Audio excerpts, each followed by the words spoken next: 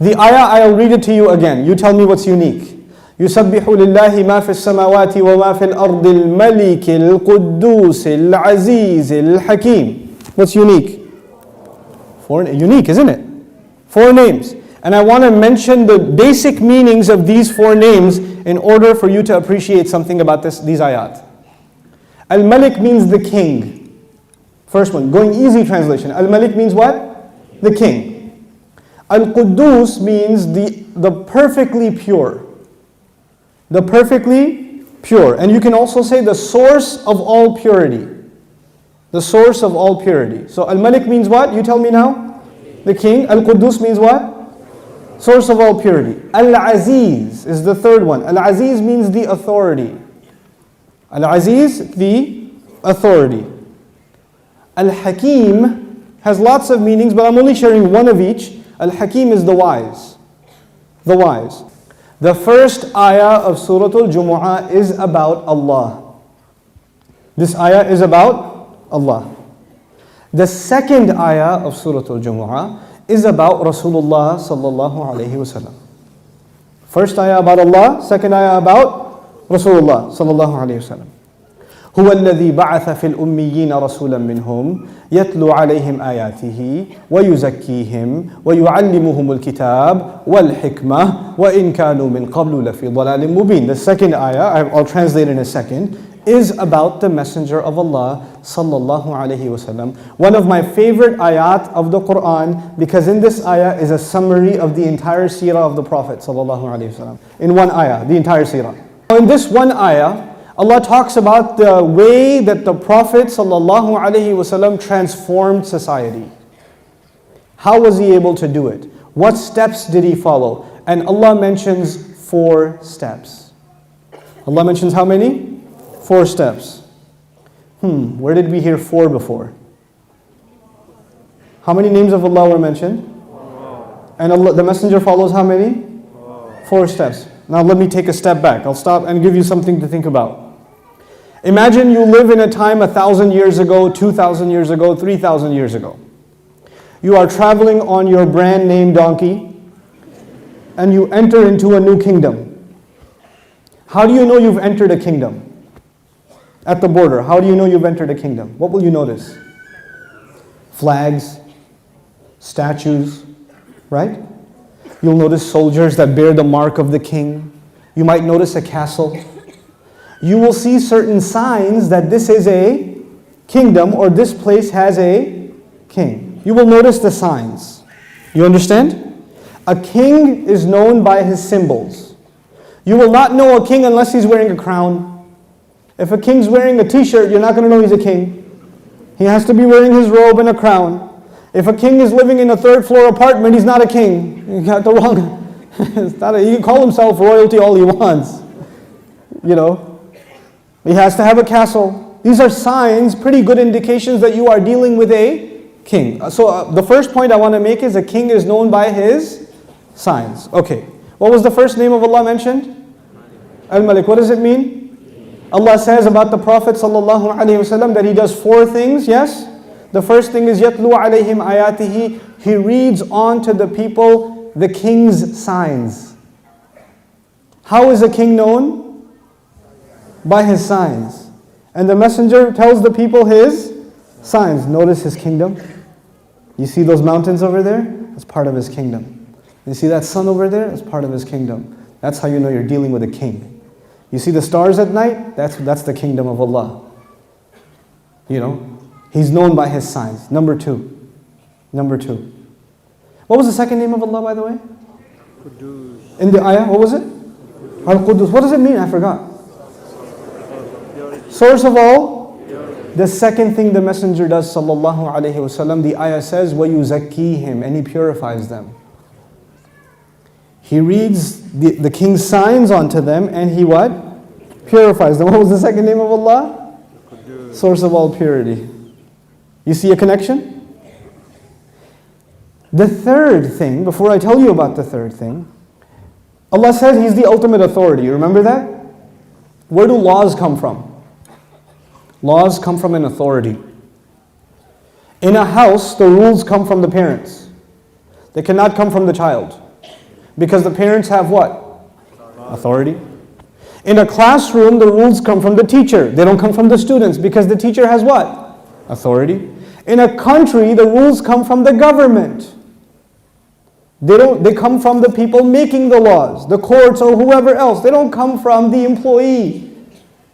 Because who has the authority? The courts do. You understand? The laws come from the authority.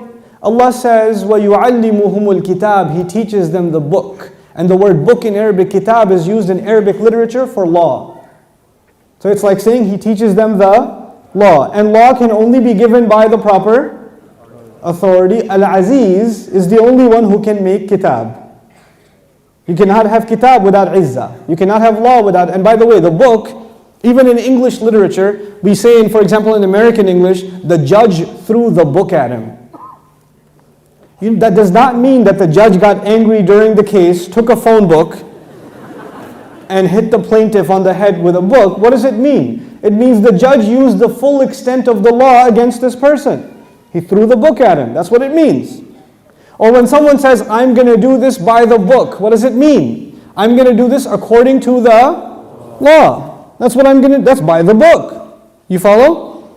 So Al-Aziz is the authority, and the messenger teaches people the law from the authority. وَيُعَلِّمُهُمُ الْكِتَابِ What was the last name of Allah that was mentioned in this sequence? Al-Malik, Al-Quddus, Al-Aziz, Al-Hakim, the wise.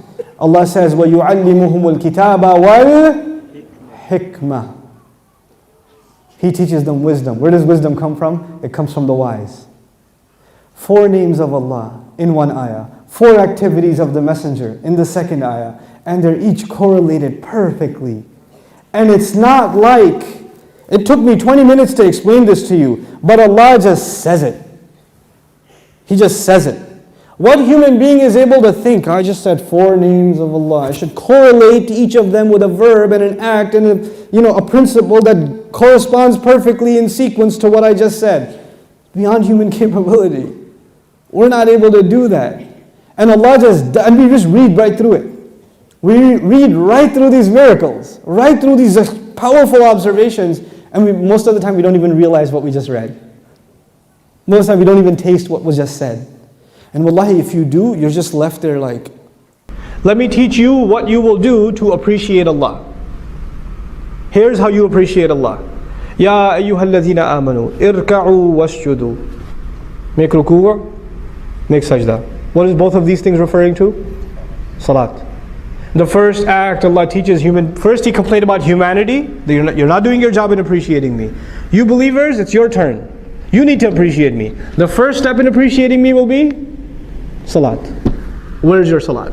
How much we appreciate our salat is a good indication of how much we appreciate Allah. How active, how vigilant we are in getting up out of bed. How lazy we feel in making it to the masjid. How lazy we feel. How bored we are when the recitation is not entertaining enough.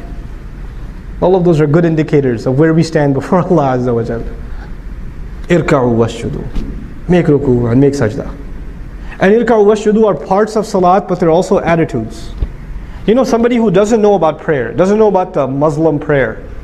A non-Muslim guy walks by and he sees people making salat. He's going to notice these people are standing with their head down, holding they're humble before somebody. Then they put their heads down like this halfway. Wow, they got even more humble. And when they got up, what happened next? Face on the ground, they got really humble. In other words, he's noticing that there's a progression in their humility to Allah, to whoever they're worshipping. They're getting even more and more and more subservient. This seems like they're appreciating their master, they appreciated him more, and they appreciated him even more. The progression of salat itself teaches us that we're supposed to evolve, grow in our humility to Allah. That's a really important point, especially if it has to do with Islamic work. You know what happens with people when they get involved with Islamic work? I'm no exception. All of us can be victim to this. The more tenured, the more experienced you get in Islamic work, the more full of yourself you get. I know what this stuff is. You're a rookie. You're a newbie. I've been a board member at the masjid for 20 years. What do these guys know? I ran the MSA 2 semesters in a row. When you get experience, and you don't get more humble, you get more arrogant. Because in any other job, when you have more experience, you have more credentials, you have more respect, you have more appreciation, you're worth more. Right? Allah is teaching us the exact opposite attitude. The more you grow in deen, the more humble you should get. The more humble you should get. Subhanallah. And you'll notice, it's a good check. It's a good gauge. What was Iblis's problem? Adam alayhi salam, what's on his resume?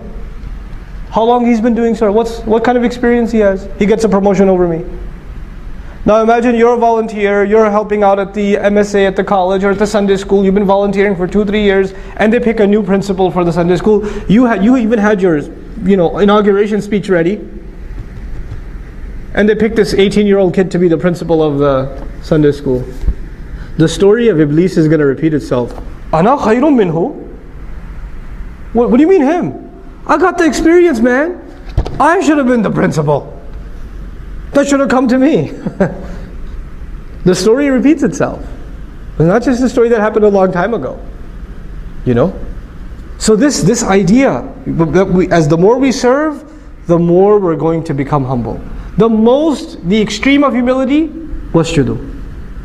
Then from there, because these two things still in the end, in essence, refer to salat. They refer to salat. What about in between the salawat? وَاعْبُدُوا رَبَّكُمْ, and enslave yourselves and worship your master. In other words, now that ruku' and sajda is done, that's not the only ibadah. You understand ibadah is more than that. Ibadah is an attitude. I'm a slave. I'm here to serve. Ibadah is how I walk, how I talk, how I think about myself, how I think about others. Your entire attitude gets transformed because of prayer. Prayer is actually a very big part of a Muslim's personality, not just our behavior. Prayer, we think of it as a behavior. But prayer actually, the daily salawat, they're supposed to have a really direct effect on how we think. Our attitudes, our thought process, our mentality. Between Dhuhr and Asr, my thoughts are going to be impacted by the Dhuhr prayer. Between Asr and Maghrib, my thoughts, my priorities are going to be impacted by the Asr prayer. It's the way a Muslim carries himself as a abd. That's shaped. That's what the salawat do. You know how pillars hold a building together? The salawat hold our day together. They hold our day together.